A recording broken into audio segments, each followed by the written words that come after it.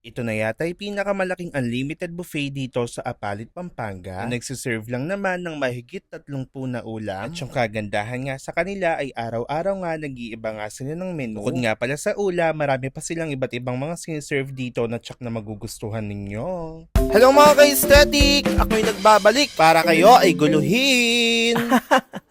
Ngayong araw ay nagpunta nga kami dito sa Christine's Buffet Restaurant. Located pala sila sa Sampaloc, Apalit, Pampanga. At tabi lang sila ng Jade Blue Gasoline Station. Napakadali lang hanapin nito basta ipagtanong nyo lang yung Jade Blue Gasoline Station. Napakalaki nga na labas nito so pwede kayo makapag-park dito. At hindi lang pala yung labas yung malaki sa kanila. Napakalaki nga din dito sa loob. At kaya lang naman nila makapag-accommodate ng 236 people. At sa mga nagbabalak nga kumuha ng reception sa binyag, sa kasal, kaya sa birthday, syempre meron din silang function hall dito na kayang mag-accommodate ng hanggang 72 people sa isang upuan lang. O diba, sobrang luwag talaga dito. At yung nagustuhan ko pa dito sa kanilang restaurant ay napaka-plain lang. Very elegant siyang tignan at napakaganda. Ito yung restaurant na akalain mo talagang mahal, pero affordable lang dito. Sa talaga sa mga nagustuhan ko, syempre kapag sinabing kainan, dapat malinis yung lugar. At tignan nyo naman itong paligid ng Christine Buffet. Sobrang elegante nga. Pero syempre, kung maganda yung paligid, dapat masarap din yung mga pagkain. Kaya anong gagawin? Susubukan. Napakarami nga ng mga ino-offer nila ng mga pagkain dito. Dahil nga mahigit 30 daw yung mga ino-offer nila na menu. Kaya kayo na lang ang malilito kung ano yung kukunin nyo dyan. At syempre kapag nag-dining kayo dito, panigurado na unlimited na yan. Talagang eat all you can. Meaning to say, yung kaya mo lang kainin, bumalik ka na lang kapag gusto mo pa, ganon.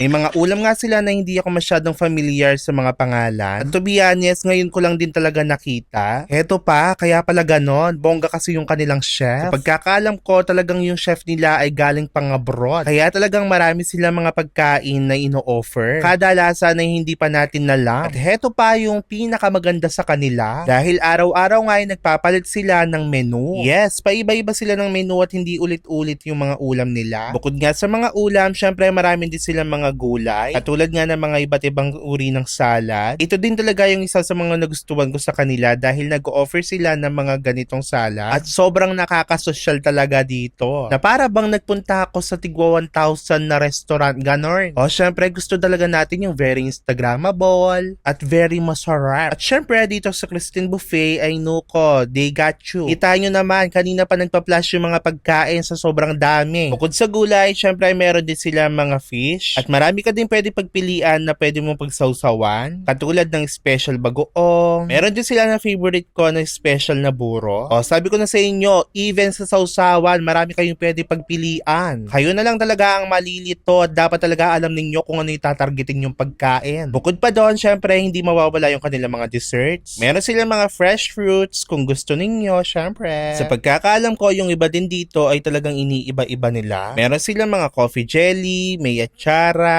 may beans, meron din silang napakasarap na leche flan, meron pa silang paggulaman, noko, karakal na karakal na karakal. May maha blanca, may ube. O pati talaga sa drinks, kayo na yung malilito, napakaraming yung choices. Ayaw nyo ng juice, may water, may pineapple, may Sprite. At tignan nyo naman yung kanilang table, napakasosyal. Kaya ano pang gagawin? Tikman na natin. O, syempre ang unang kukuha dyan, si Sir JC. Talaga namang tinarget niya yung mga gusto ko ding kunin. At nakakatakam naman talaga yung amoy. At by the way, nag-open nga pala sila ng 10 a.m. to 10 p.m. Monday to Sunday. At meron silang acoustic night na every Friday to Sunday na magsisimula 5 p.m. to 9 p.m. O, comment kayo dito kung gusto niyo mag-perform ako sa Christine Buffet. Charot! At pagkatapos ni Sir JC, syempre ako naman ang kumuha. Ito talaga yung mga tinarget ko, itong kanilang mga shrimp. Nuko, talagang tinarget lock ko yung kanilang mga tempura. Akalay mo ba naman kung bibilhin mo yung mga tempura na yan sa labas, ay nuko, ang mamahal niya. Kaya yung mga hindi ko usual na kinakain, sila yung tinarget ko. At in fairness, talaga naman napatunayan na Christine Buffet na talagang yung chef nila ay pasabog. Sasarap yung kanilang mga ino-offer na pagkain. Yes, no joke, masasarap nga talaga. At sana kapag nag-dine-in din kayo, lahat ng mga nga ipinakita ko sa inyo ay matikman nyo din. Dahil nga sabi ko sa inyo ay nagpapalit sila ng mga menu. Si Sir JC din nagustuhan niya daw yung kanyang mga kinuha, lalong-lalo na yung adobong balot. Grabe daw yung lasa nun. Ako ito naman yung aking tinikman, itong bilog-bilog kanina. First time ko nga matikman to, kaya nakalimutan ko yung pangalan. At heto, nag-take to pa talaga siya ng chicharon bulaklak. At kumuha nga din si Sir JC ng Team Molo, yan pala yung amanuan ko. Yung masarap na bilog-bilog. Nag-take to din siya sa fried rice, pagkatapos noon ay kumuha na siya ng mga desserts niya. Syempre, hindi talaga mawawala yung pagkuha niya. Anyways, mga ka-aesthetic, subukan nyo na dito sa Christine Buffet Restaurant. Sigurado nga may enjoy ninyo dahil kami ay na-enjoy namin. Go na!